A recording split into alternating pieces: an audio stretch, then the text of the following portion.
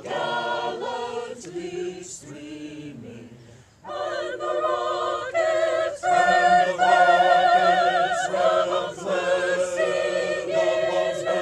bursting gave proof through the night that our flag was still there. Oh, say does that star-spangled banner yet wave o'er the land of the free and the home of the brave.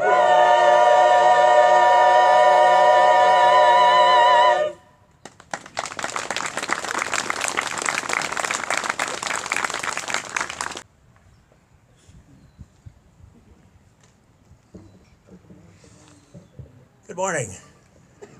Welcome to this beautiful celebration of Memorial Day. My name is, I'm retired Major General Jim Hopp. I'm 30 years in the Air Force and 3 years in the Navy before that. I'm also a deacon at Holy Trinity Catholic Church, and so I welcome all of you. You know, this day began 155 years ago when Major General John A. Logan, who was a leader in the Organization for Northern Soldiers after the Civil War, called for a nationwide day of remembrance later in May to recognize all of those who had died in that war.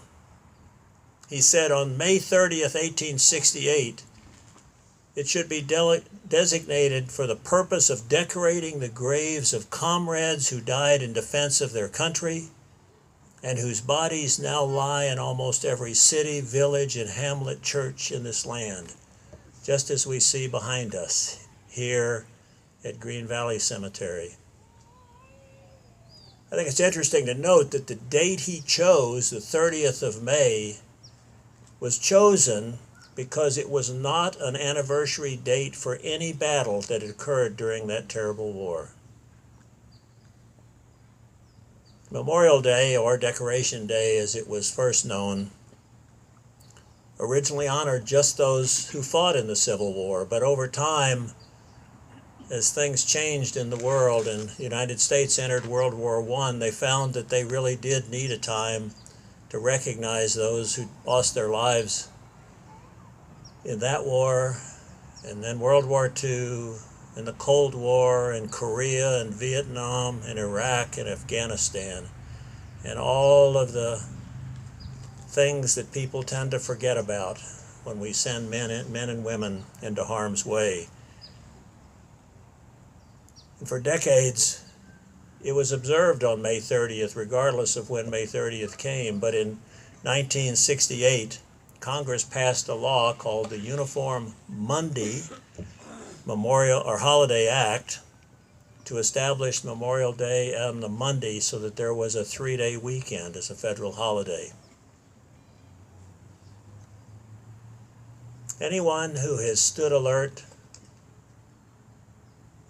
who's stood watch on the deck of a ship, who's watched a gate, guarded an aircraft on alert, sat on a listening post, or performed many of the myriad of duties that required total concentration and devotion in the military. I've found that sometimes prayer is important, and there's one psalm that keeps coming to mind. It's Psalm 5, verses 2 and 3. Lord, listen to my cry, my King and my God, for you do I pray. O Lord, in the morning you hear my voice. In the morning I plead my case to you, and I watch. And there's one other prayer that comes to mind that's a scriptural reference that I think we might hear from those who lie behind me. It's from the Gospel of John. No one has greater love than this, than to lay down one's life for one's friends. And you are my friends.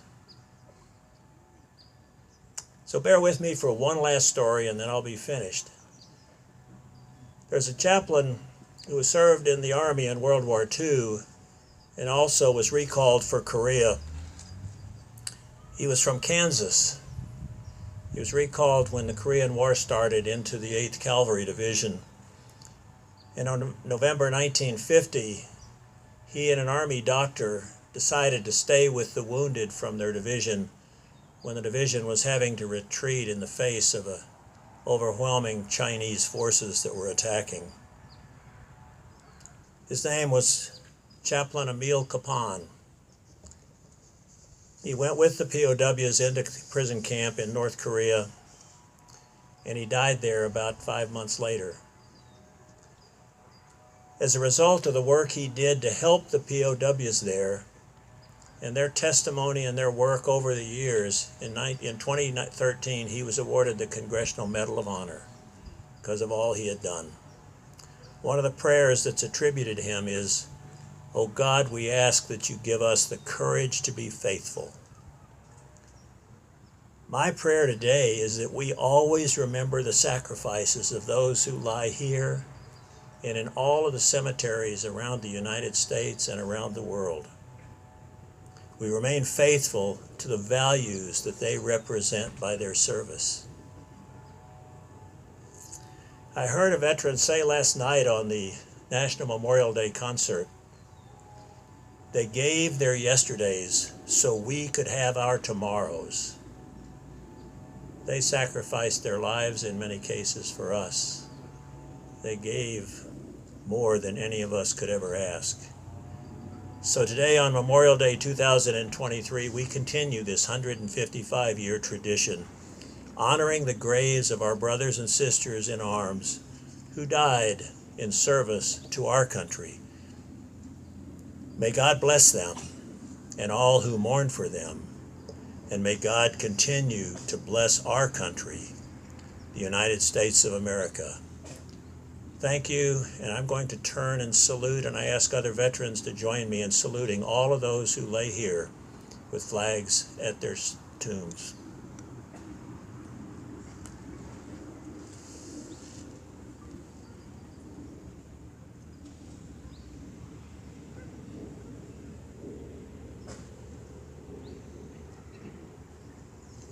Thank you.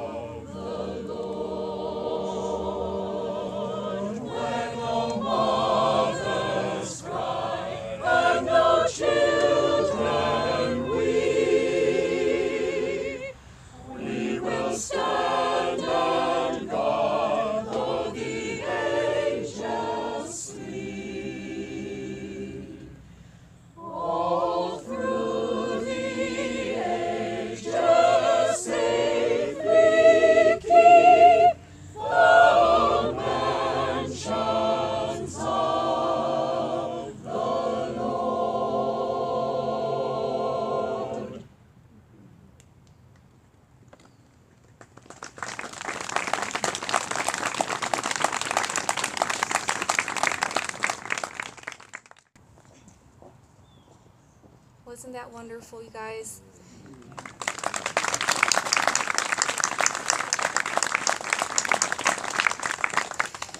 Thank you, everybody, for attending today. Thank you for the honor guards and all the participants, the Cantari Corral, and Deacon Jim. He's a retired Air Force veteran, so thank you to him for being here today. This does conclude our ceremony. Thank you.